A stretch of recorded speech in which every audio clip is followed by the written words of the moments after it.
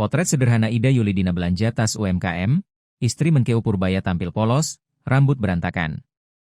Sosok Ida Yulidina, istri Menteri Keuangan Purbaya, kembali menjadi sorotan publik. Mantan model yang dikenal anggun ini tampil percaya diri dengan gaya sederhana saat berkunjung ke Bandung. Baru-baru ini, momen Ida saat berbelanja tas buatan pelaku UMKM Bandung menarik perhatian warganet.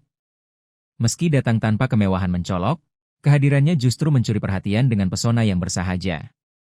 Melalui unggahan akun Instagram Ukedai, terlihat kegiatan terbaru Ida Yulidina saat mengunjungi pusat produk lokal di Bandung.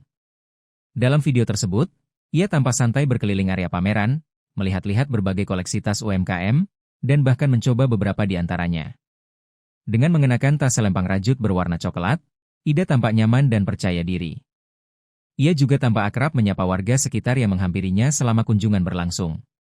Tak sedikit warga yang meminta berfoto bersama, dan Ida dengan ramah melayani mereka sambil berbincang santai.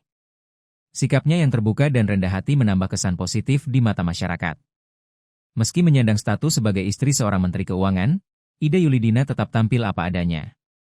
Ia menunjukkan bahwa keanggunan sejati tak selalu datang dari kemewahan, melainkan dari kepercayaan diri dan ketulusan dalam berinteraksi dengan sesama.